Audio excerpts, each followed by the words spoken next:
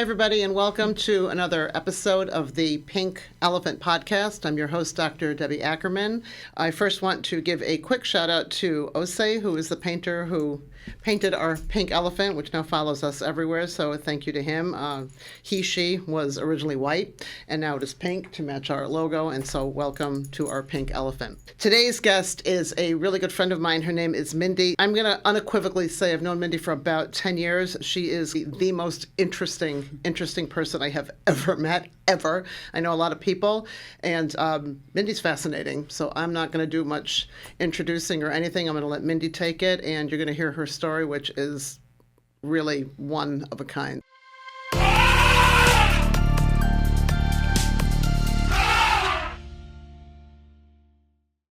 So, welcome, Mindy. Oh, thank you. Thanks so much, Debbie. My pleasure. Tell us about you. I have to give that back to you because it's an honor to know you. Thank you.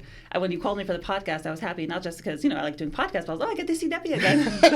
Well, we'll do more then. That's great. So tell us a little bit about you. You have an interesting story. I grew up in Borough Park, which is, a big part of my identity is growing up in Borough Park, being raised Hasidish, but modern Hasidish, and then eventually going down, changing my religious pathway and becoming modern Orthodox in the end. That was big, my, identity and religious crisis. Sure. And then I married Yoel, who was actually sitting outside. Yoel is a convert to Judaism. That's another interesting thing, and it was a whole story of how we got married. And we first lived in Israel briefly. Then we lived in Memphis, Tennessee for 5 years. We moved back to New Jersey. We had never lived in New Jersey before. And that was where, one of the big reasons we moved to New Jersey was because of Project Makom. Right. And we interacted very closely there, which was a wonderful experience. It really was. Did various things, and now we're here. And in between that, I know you went and got a master's in business. Yeah, so okay. I did my undergrad in University of Memphis. I started off in Touro College, right after high school. I was actually still 16 because I skipped a grade, and I started summer school. So I remember turning 17 in class, July 4th, and it was a big moment for me, That's very cute. Yeah, so I did Touro for 1 year, and then I didn't go back because I went on one date with a guy that my parents didn't know about. So they're like, you can't handle being around boys. Oh, really? So, yes. So they took you out of Touro? They didn't let me go back to Touro. Oh, that's so funny. Yeah. Oh, really? They knew you were going to go out with him? They found out after the fact, and they weren't happy that I, did my own thing. Okay. So. Okay. Well, whatever. I would say it wasn't the access to boys, since Touro didn't really have access to boys. It was my desire to date to that, preempted that. The nerve of you. Yeah. Okay. Okay. I was very miserable, very unhappy in Borough Park, really figuring out who I wanted to be religiously, very confused, et cetera, et cetera. And then my parents saw that, and they were very wise, and they said, I think that you should go to Neve Yerushalayim. They'd heard very good things about it. A seminary in Israel, yeah. Right. And I started on the Bisaka program in the summer, and I loved it. And the head of the program, Rabbi Cass, was like, I think you need to go to the Baal Shiva program. Why would he put you in a program for people who don't know anything about Judaism when you grew up very Hasidic in Borough Park? That's the same basic questions, how do we know God exists? How do we know He wrote the Torah? How do we know? Okay. I had very philosophical questions, how do I know I exist? I remember sitting in the bathroom. I was 17, and I was looking at the towel across from me. I was like, how do I know I exist? How do I know I exist? How do I know I'm real? And then I remember Descartes' phrase, I think therefore I am, and I was like, oh my gosh, now I get it. Now it makes sense. Okay, so it was a good fit for you. Yeah, it was amazing. And it was also, I finally felt like I was amongst peers, because my parents had raised us very modern Hasidish. So it was kind of a mix-up of both worlds. Okay. So on one hand, we were Haredi. Right. And on the other hand, they raised us with unlimited internet, unlimited movies, unlimited library. Oh, really? Yeah. Oh, I didn't know that. Yeah. Oh, that's that could be a little dissonance right there. It was definitely dissonant. And honestly, I think that's why out of all my adult brothers, only one of them is still Hasidish. It's funny because I remember, in Bisako, we were always told, if you read Western stuff, and then you'll absorb their culture. And I can verify that this is true. The reason I am not mono-Orthodox is because of all the books and movies I read, I watched. Okay. Which movie made the most impact on you? Oh, gosh, it's hard to tell, but I would say all the Disney movies with the heroine, doing her own thing and living her own life. They all have heroines. That's all the Disney movies. Right. That's the American narrative. Be independent and live your dreams. So. Okay. Yeah. So then you come back, and how did you start? How'd you get to the MBA portion? So yeah, skipping ahead with marrying Yoel and all that. Well, let's not skip that ahead. Okay. I mean, Yoel's a big part. The MBA was a couple years later. Married Yoel, which was another whole dramatic thing, because my parents didn't want me to marry him. I was also the oldest, and it was hard for them to. I was not very mature, let's just say. When I left Borough Park, I was definitely very, my teenage stage was late. And I was like all over the place, miserable, depressed. And then I went to Israel for a year. They didn't see me that year.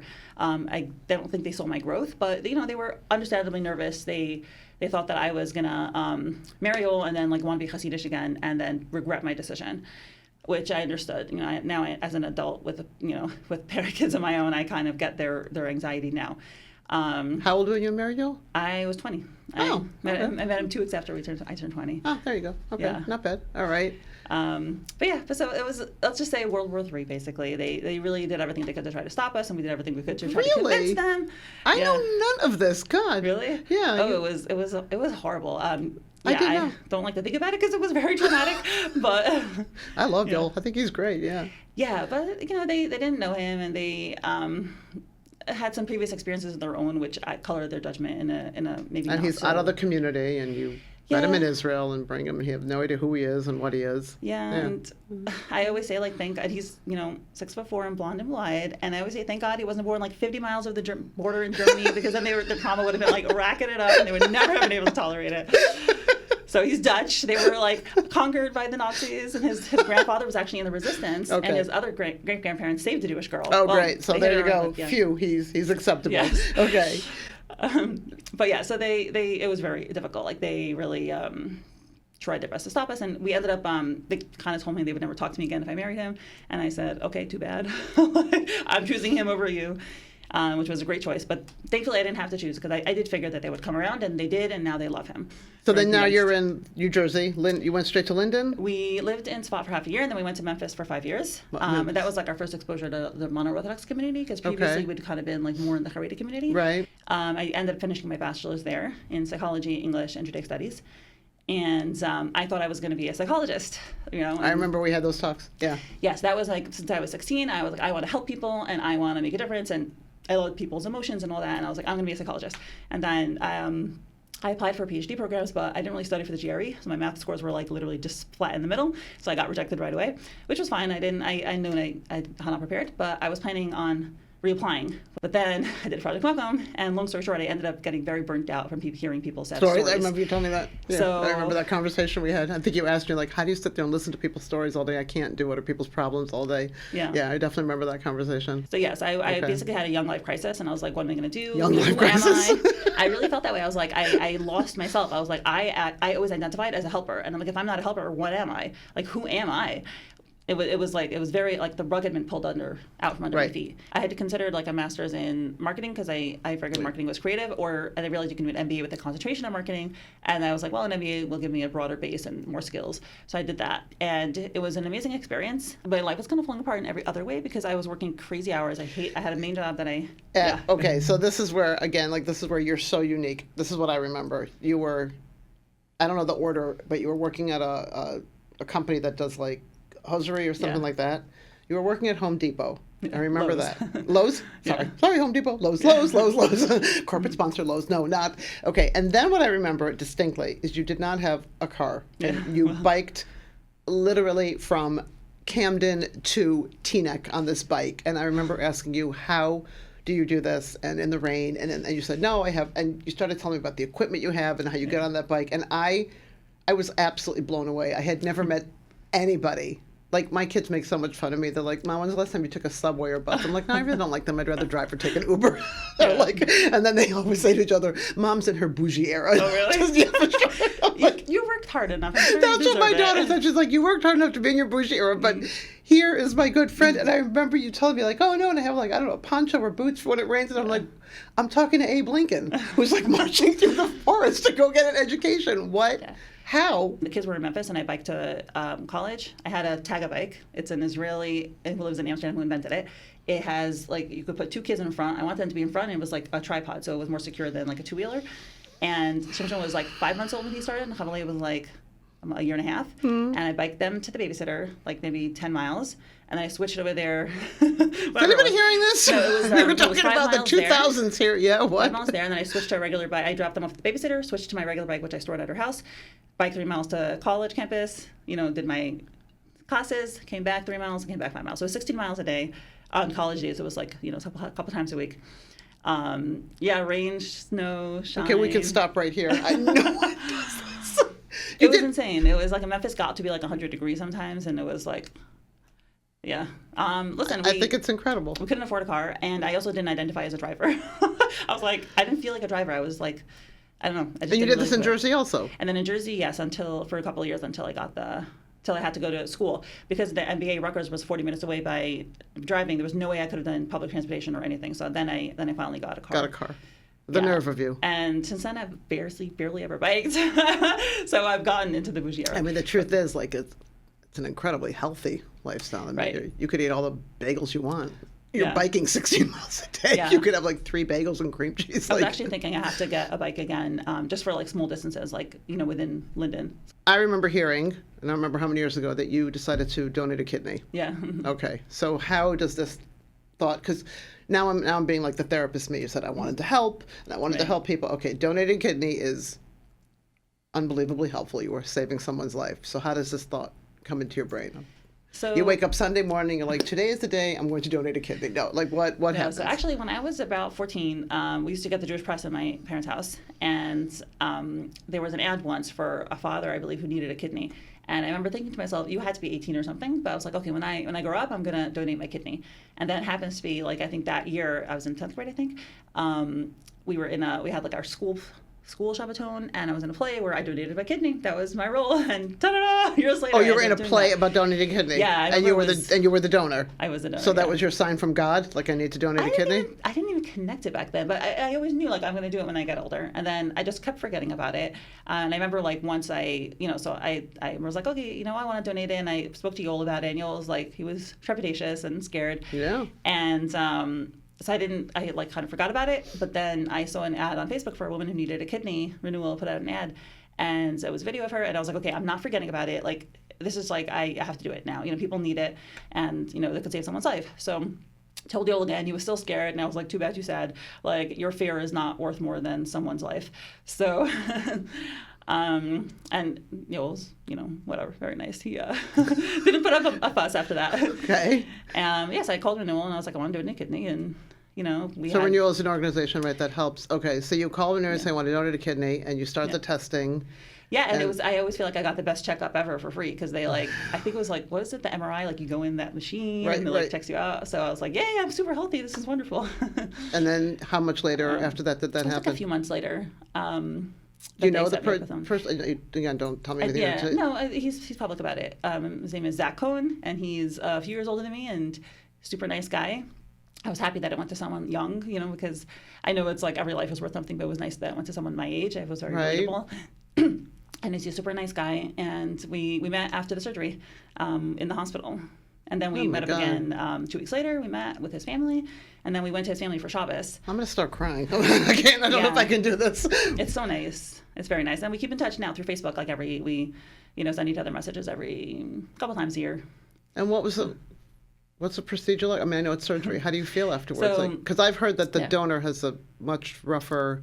That's what I've been told. The medical experience is harder for the donor than the recipient. I mean, the recipient has their whatever organic disease that they have to contend with, but as far as the actual surgery, it's harder for that's what I've been told. It would make sense, because I remember when I woke up, so I was like, okay, what's the worst pain it could possibly be like? I was like, childbirth, right? It's gonna be like childbirth, right? It's the worst thing I've experienced before.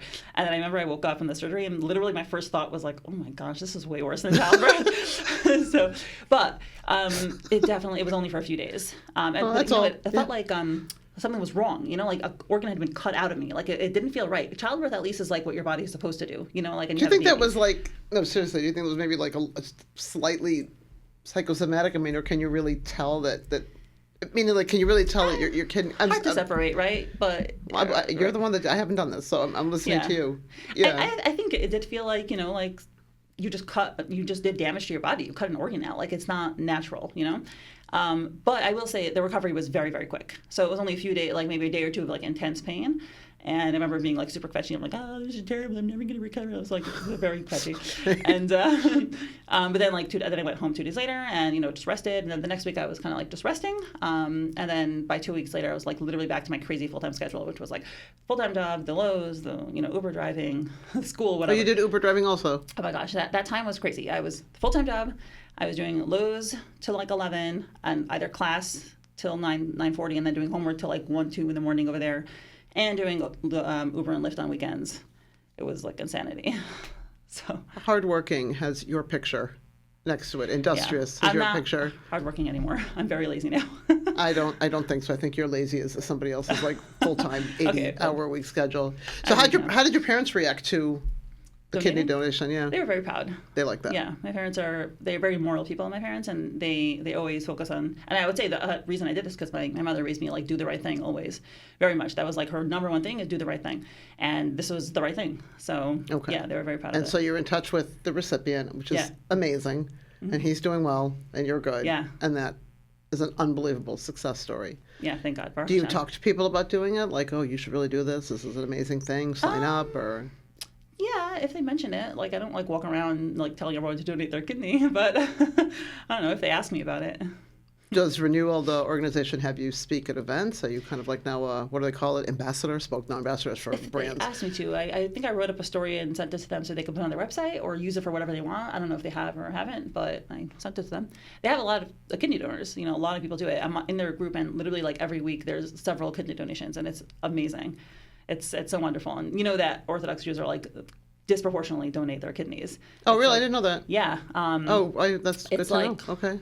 Something like 20. It's some crazy proportion, the way out of proportion to like our percentage of the population. It's like 20% of all kidney donors or live kidney donors are Orthodox Jews. Well, that's very good to know. Thank you. That's impressive. Okay.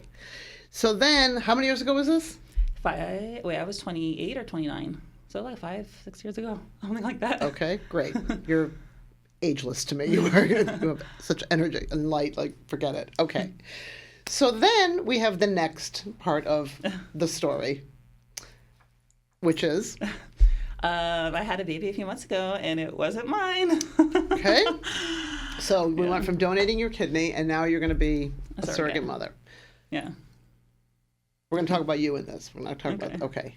So again, you wake up one morning, you're like, Yoel, I think I'd like to be a surrogate mother, right? He rolls over and says, I cannot with you. No, that's me saying, that's me talking. That's not what you told me. I'm just envisioning this conversation. Well, let me ask you, what do you think was harder for Yoel, surrogacy or kidney donation? Surrogacy. No, it was kidney. Really? Because he said, well, at the end of the day, a pregnancy is a normal thing that women do, right? It's like very normal, routine, healthy. Like he wasn't worried medically.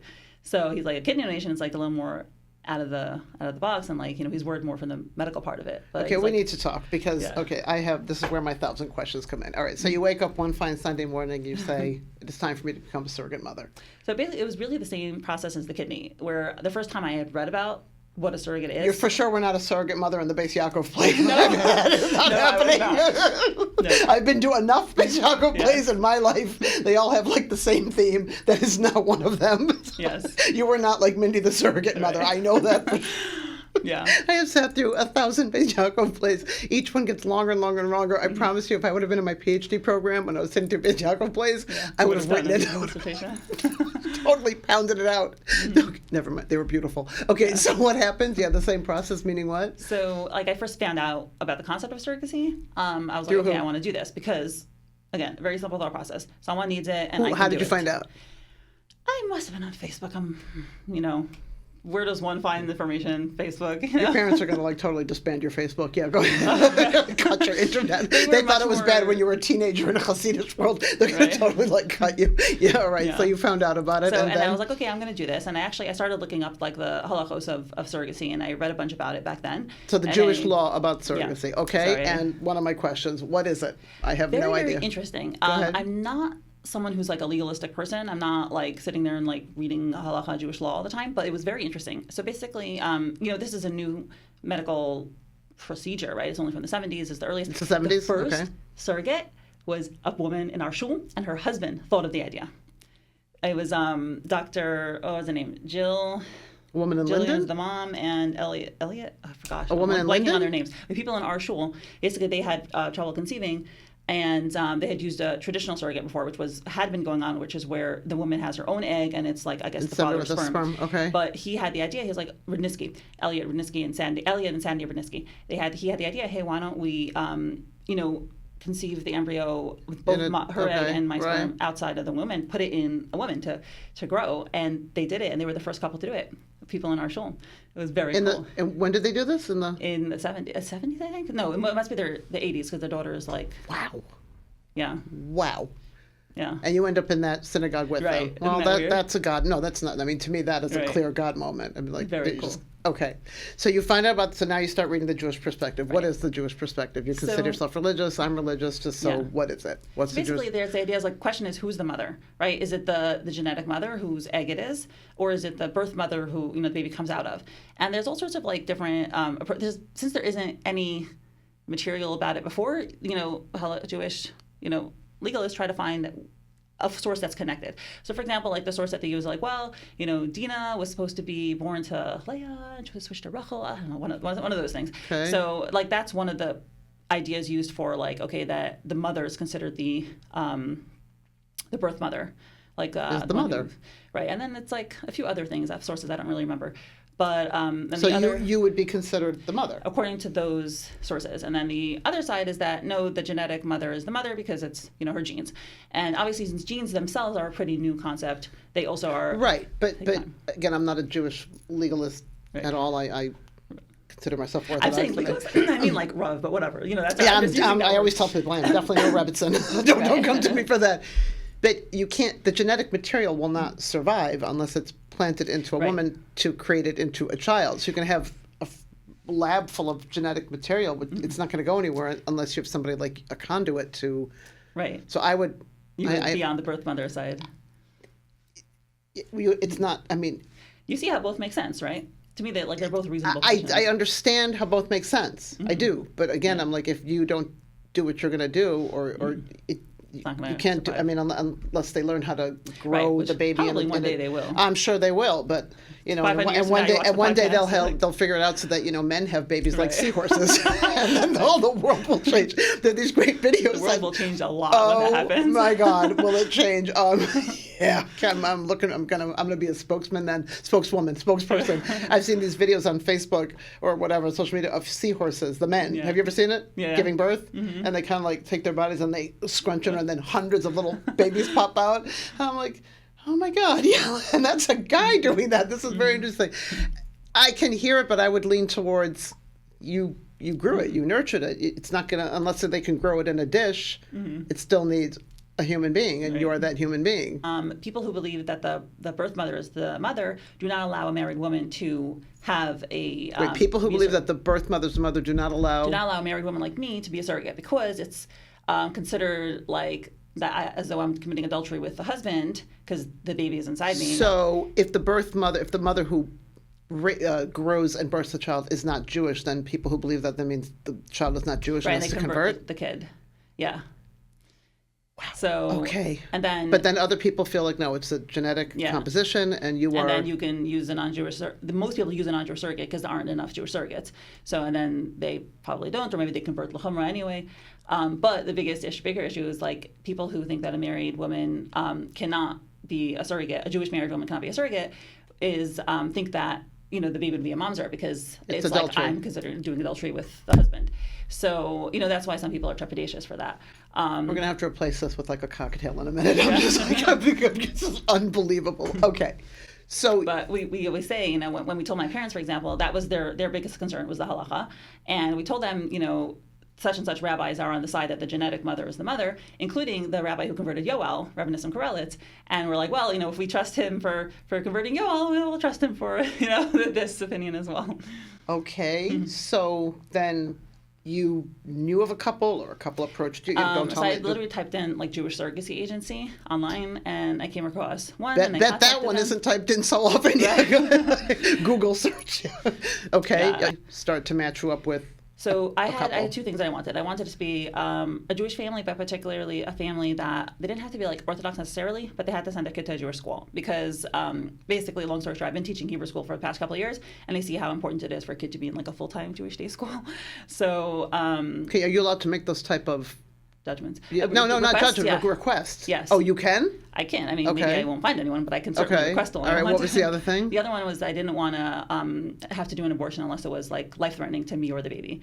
I wouldn't have done it for like Down syndrome or something like that. So those were my two requirements. And the person I contacted first didn't have any a Jewish couple, on her list at the time. So wait, back up, because now there's another question. Okay, we're going to be here till 4 p.m. Yeah. Okay, so here's the other question. If there would have, God forbid, been some type of Down syndrome issue or this or that, and you're not going to abort it, but the couple says, no, we don't want it. So that's why then I knew in advance. So you have a contract before you do this, and you talk about all the possible scenarios of what could go wrong, and you make sure you agree and you make sure you sign on that. And that was very important to me. So I signed. I made sure that ended up being the couple I found also had that same thing, and that was what was in the contract. So they said they would have, had there been a genetic abnormality, they would have kept it unless it was life-threatening. So if it had been anyway. like a spina bifida or something else some other type of syndrome that was not life-threatening but had an issue, they would have kept the baby. Yeah, basically, unless the baby would die by itself anyway, Can I ask the pink elephant in the room question? Yeah. This is a paid gig? You don't have to answer Yeah, sure. It is. Here, talk to the pink elephant. Is that a bad question? I'm just curious. It was. So I was like, is that everybody does it for pay, or you can do it for volunteer? I mean, you probably could do it for volunteer, but okay. So let's say if some countries don't allow you to do it for pay because they're worried about people doing it for financial pressure, and the agency does check that your finances are in good order, so that you're not doing it for that reason. So if I would have been in a country where you wouldn't have been allowed to get paid for it, I would have done it as a volunteer. But I'm not gonna lie, it was very, very useful. I happened to have lost my job literally right as I was doing it. So for those 6 months that I was unemployed, it was very helpful. So thankfully I'm working again. So now I know nothing about this, nothing. Mm-hmm. So despite the fact that every person in my life is in the hard sciences, and this is just not something I know what they do, but so this is done in a doctor's office, a hospital? Oh, the procedure was so low-tech. Let me just speed up. So the first agency didn't have a couple. I called another agency. They were like, oh, yeah, we have a couple, Jewish couples, from couples. And then they asked me, they're like, oh, was your husband born Jewish? And I said, no, but he converted Orthodox. Because basically, if I would have been married to a non-Jew, my marriage is considered not valid, right? Not a marriage. So I would be, for the purposes of halacha, I would be single. And then people who believe that the genetic, people who are worried about the mom's issue are like, okay, I'm not married, so it's fine. But I was like, no, but he converted Orthodox. So they're like, no, it's fine. I was like, are you sure? Check with him again. I converted Orthodox. He converted Orthodox. Our marriage is like a halakhic marriage. And anyway, basically, long story short, a week before we were supposed to match up, they're like, oh, the rabbi was like, oh, they can't use you after all. I was like, I told you so. And then I called back the first agency again. I was like, hey, didn't work out with the other one. Did you get a new couple by now? And she's like, someone called me this morning. And I'll tell you later, the mother told me, and again, I'm not going to be hopefully not too private, but basically there was a medical reason that, and they said that literally the day that they found out, the husband was very active, and he was like, okay, we're going to work on it. We're going to have a solution. She was feeling very bad, obviously. And he's like, we'll work on it. And he called up right away, that day, Jewish surrogacy agency. He did the same Google search, and he called that lady, and I called her 2 hours later. And right away she had an answer, which is usually you wait for a surrogate for forever. You wait for a Jewish surrogate for 10 lifetimes. And this was another frum couple, really a wonderful fit, amazing people, lovely, lovely people. And it's boom. I mean, I do recovery work, and we always talk about what we call God moments. Mm-hmm. Like God just literally sends that message, speaks to you. That this, even if you're a complete non-believer, this is fairly unbelievable. Okay, so we agree to do this. So now what? It's you go to a hospital, another... Yeah, so it was pretty low-key. We had to, I'm trying to remember, make sure, it was right after my period, I don't know, something like that, some timing thing. And then they did ask, the only thing that's unnatural about it was taking hormone shots before to kind of prep your womb to make it the most hospitable, because, you're spending a lot of money and effort, you want to make sure that it's the best recipient host possible, environment, right? Yeah, okay. So I took some estrogen before for a few weeks before, and then progesterone for the first 3 months every day, which was not pleasant. So the shot itself was not so bad, but because a TMI, you're injecting it in your butt, and you have limited areas where you can inject it. It's just again and again and again in the same place. So it was a little sore at the end. Why are we friends? You are so unbelievable. I'm like peanut butter and jelly, and you're the most exotic, unique fruit on the planet. Okay, at least I'm whole wheat bread or sourdough. Right. Not like that bit, but okay. So then after all that, Oh, right. So I mean, and then they put the embryo in within the first 2 weeks. So the progesterone continues like afterwards. But that is super low tech. It's literally like, you get a speculum inserted inside you, just like you have during a pap smear. Right. And then there's like the embryo goes in a petri dish, and there's like a little plastic piece that like sucks it up, and like they stick it inside you, and whoop, you don't even feel it, and then just there it is, and just stay there and for a few minutes and hope that it attaches, and it did. A few days later, took a pregnancy test. So more pink elephant. I have 11 children. Yeah. I have been pregnant 11 times. Beautiful, fabulous, wonderful. Would not trade it for Really? the world. Okay. No. Morning sickness. Yes? Okay, so I had very easy pregnancies with Chavalea and Shimshon, my kids. Right. So in my mind, I was like, it's going to be the same way. I will say, being pregnant at 33, 34 is different than being pregnant at like 21. Yes, it is. I most distinctly remember sailing through my 20s and having baby after baby after baby after baby. Mm-hmm. My last one I had when I was 41, and the one before that was 39, the one before like 30. So I can count by two. That's why God gave me them in twos, because I'm not a math person. I definitely remember my last pregnancy. My son was born when I was, I think, 40. I couldn't move. I have never felt so just could not move. And I remember I was doing real estate at that time, and I came home from a showing and climbing stairs when it was summer and literally belly flopped on the bed. I cannot. And I woke up, and my son was standing next to me with this tall glass of seltzer with lemon and ice, which he knows. Aww. I'm like, oh my God, thank you so much. What did he say to me? He's like, will you ever be normal again? Wow. I'm like, yes. And my last one was born right after Sukkot, and I'm like, I just need a couple more months.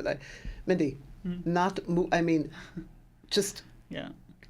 And I'm an actor. Could not. So okay. So you had no morning sickness. So I didn't now. have morning sickness. Can't wait to hear this one. Yeah, go ahead. Yeah, the only thing that was also different with this pregnancy than with Chavalea and Shimshon was that I had acid reflux, which I never had before, and it was very annoying. It took a lot of times, and there were times where like I stayed up in the middle of the night and like I couldn't fall asleep because of it, but only a couple of times. But you did have morning sickness. You were nauseous. I know. I never had morning sickness. Oh, even with this? Not here. No. Were you exhausted beyond words? Like, did you have that? Yeah, that was the first few months, first like 4 months, which I had with Chavalea and Shimshon also. That was very tiring. And again, I was unemployed then, so actually that kind of worked out. I was able to nap. So you took it easy? Can you please tell me you like laid on the couch and? I mean, I was applying for jobs, but like, yeah, I did nap more than I would have been able to if I had been working. Your kids were in school? My kids were in school, yeah. So you were able to send them off and then? Yeah, but listen, so many people are pregnant in their 30s. It's not like that's the... No, I get all this. Okay, and then it was more squishy. It was much more uncomfortable than I remember it being. Like, I remember with Chavalea and Shimshon, I kind of always forgot that I was pregnant. Only the last few weeks I remember feeling uncomfortable. But now I was like, oh my gosh, from like 4 or 5 months on, I was like always uncomfortable. Had to go to the bathroom every 5 seconds, and just everything was squished, everything was uncomfortable. So yeah, so there was that. But and are you in touch with the couple throughout the pregnancy? Yes, they came to every single appointment. I think they missed one. So all the ultrasounds, all the everything, they're there with you. Yeah. Mm-hmm. And that's okay with you, obviously. You're good. Yeah, listen, I mean, like, was it a little awkward, especially because it's like, a very physically intimate, like, part? Yeah, but, I will say... well, not until, like, the end. I mean, ultrasound, this is they were there for the baby being put in me. Okay, wait. Oh, they were? Yeah, they were there. They were in back of me, and it was a little awkward, but it is a little? It is. I'm very chill, what can I tell you? I'm Debbie Akerman, a human. This is Mindy. When you said, am I real? Am I real? Am I real? I am, therefore I am. I am beginning to grab my questions. Okay, so moving right along. Okay, so... And they were there for the birth. Yeah, I'm beginning to get up to that. Okay. So everything's going well. Okay, so then at the end, now you have to get checked all the time. Mm-hmm. So they're at every single appointment with you. I think I missed one, but yeah. When was the baby born? March. That was like 3 months ago. Like that. Okay. You had the baby in I want no details. You had the baby in a hospital fine. or with a midwife? Birth center. So I had given birth at home with my kids in my bathtub. So, of course. Did you know that? I forgot. Well, I don't think I remember. Do I look surprised in the least? The answer is no. I'm not surprised you didn't do it on that bike with the basket. Just like next time. Pedal yourself off to school or back to the field to pick. I did go to school 4 days after Shimshon was born. So, you did what? I did go to school 4 days after Shimshon was born. Of course. Why wouldn't you? No, 2 days. He was born Monday and I went to school Wednesday. It's okay. On the bike? No, someone drove me. Oh, gee, you slacker. Okay, so you knew you were going into labor. You were at a birth center. Yeah, so I wanted to give birth in as close to home birthing as possible. And they were okay with that? Yeah, so they only asked that it be in a hospital with a NICU, and thankfully in New Jersey there is a place that is a birth center that is literally part of a hospital. So it's on the first floor, and the birthing center is on the fourth floor. Okay, so good. It was wonderful and fantastic, and I loved it. With midwives, it was natural. It was a bathtub. I love water. It was amazing. So that part was wonderful. Oh, but what I have to tell you after the birth. Okay, so you go into labor. Yeah. And you call them right away. Yeah, and it was a week overdue, and I usually am not anxious, but the poor parents were so anxious to meet their baby already. They're like, "Are you sure it's okay? It's okay." Like they kept asking the midwife. They were nervous. So it was a little nerve-wracking that last week of waiting. Yeah, we did a few membrane sweeps, and we went, kept going back. What, did you have membrane sweeps? No. Okay. I wouldn't do that. It's not a big deal. What is a big deal for you? Think on that for a minute. I'm not joking. When I say this about the kid donation, that my dear husband Yoel leaving his laundry on the floor is so much harder for me to deal with than kidney donation or even surrogacy. I'm ridiculously OCD about cleanliness and messes, and it drives me nuts. So you're going to come back and do this with me again, right? So I have another 14 questions that are popping through my mind. Okay, so we go into labor. Yeah. Okay, and you call them. And you call them, and so they come over. And you come. Okay, and how long was the labor? Not long. I think I got there 2 in the morning, let's say, and the baby was born at 6 something in the morning. Okay, and you had a natural birth? Yeah. No epidural? No. Okay, let's do this again. I did this 11 times. Yeah. Right? Okay, I had 4 epidurals, I think. Okay. I had 4 epidurals. I did this naturally 7 times. Nice. Okay. I love my children more than life itself. It hurts like hell. Yeah. I mean, I did Lamaze, and I had a birthing center, and I've done the whole thing. Yeah. It hurts. Mm-hmm. What are you thinking as you're going through this? Okay, so again, they're there. This couple is there. Right. So. And your husband is there? My husband is there. So. And your parents are there or not? No. Okay, so it's the midwife, the nurses, this couple, and your husband. Right. And you're having a baby, and go ahead. So I did tell them that during birth I kind of like to do my own spacing out thing, like visual imagery. So what I did for Chava, I wanted to do it for Chava and I totally forgot, but I did it for Shimshon and it was amazing. I just pictured myself on a tropical island and my hands running in the water and the sun on me and I tried to put myself out of that situation. So I was walking around my house and just enjoying my imaginary life. So I was planning on doing that this time, and I told the parents I'm very social, so I always feel obligated to talk to people when I'm in the room with them. So I was just telling you, I don't want to I might want to talk to you, but whatever. And they're yeah, fine, do your own thing. Don't worry about us, ignore us. And so when we were in the room originally, did you even think of asking them to wait in the waiting room? No. So I ended up we were all in the room together, and they were again trying to keep out of my way, and I was reading a book. But then I did end up feeling a little claustrophobic in the room. So they had a beautiful garden right outside. So I just walked around in the garden, and I was singing to myself, and it was so nice. It was a little rainy, and it was very nice. It was actually a better labor than with my kids. It was very nice. I was enjoying it. And then I felt the transition, the baby moved down. I was okay, it's time to go push. So then, and the midwives are they left me alone. They probably kept an eye on me in the garden, but from afar, I didn't see them. And did the contractions hurt you? Were yes. You in pain? Okay. Yes, they just hurt. wanted to make sure. Okay. But again, when they get intense, it was painful, right? It was painful. Oh, okay. Just wanted to make sure I'm talking but to. But it's only a few seconds at a time, and No, it's more like a minute, but okay. It's more like a minute to a minute and a half, and then with a minute break. That's transition. Yeah, my friends do tell me I have an optimism bias, so I always I kind of rose-colored glasses and everything. So I'm trying to remember accurately, but yeah, I do remember it was painful, but then. It was a very beautiful environment, a nice garden, singing in the beautiful rain. It was nice. So, and then when we felt the transition, or I felt it, sorry, I went back into the room and I was okay, I feel it's time, and I called the midwives, and then I got in the bathtub, and it was a little awkward to have everyone standing around. Okay, so the husband is behind a screen. Yoel's just sitting on the bed being very quiet because he knows that I hate being talked to during these things. He's I'll leave you alone, I won't say anything. And the mom is right next to me also, trying to be respectful. And the midwives are there, but it was a lot of pressure. I was I closed my eyes and I'm swaying back and forth and ignoring everybody. And we're not dressed. Can we put that out there? I was dressed. You were dressed. I was wearing a regular dress and okay. Yeah, it was something I could pick up easily. Okay, fine. Okay, great. But, all good. Yeah, okay. I ended up, it was funny because I was wouldn't it be funny if I gave birth in my jewelry? But I ended up taking off my jewelry because it felt more natural to not have it on. and I took off my hair covering, but otherwise I was still wearing my normal, Okay, fine. one of those t-shirt dresses, Perfect. Great. Okay. I find some comfort in that for some Yeah. reason. Okay. So how long did that So stage it was not that long. It was probably in the tub, like, so the midwives were there, and then I was like, you can leave now, like, I'm not ready yet, and I just didn't want them staring at me, So they left. Again, I love that. I'm very grateful that I was in a placenta that really respected, like, what I wanted. And they're just, like, outside in the hallway, And then a few minutes later, I did feel the baby, like, bearing down more. So I called him back in, and then my water broke, and then I started pushing. And that was, in my head, I was like, this is, in Judaism, there's a term tar ba'alei chayim, right? That you can't hurt animals. Hurt animals, sure. Yeah. So we had a family friend when he was a little kid. Actually, one of the guys who set me and Yoel up, he was like, there was a bee, and he was trying to, like, he was like 4 or 5, and he was trying to get the bee with a stapler and something. He was trying to kill the bee, and his father was like, "You can't do that. It's tar ba'alei chayim." And the kid was like, "But the bee is doing tar ba'alei menshi." The bee is hurting people. Right. Yeah, so okay. in my head, while I was giving birth, I was like, "This is tar ba'alei menshi. This is torture." So the pushing part is very painful. Yeah, and it was excruciating. I will admit that, but it's probably only a few minutes. I think they told me it was like 5 minutes or something. I don't know. So yeah. And then the baby's born. Baby's born, and how big is the baby? 8 something probably. I don't my even remember. A normal sized baby. Okay. And the mom caught the baby.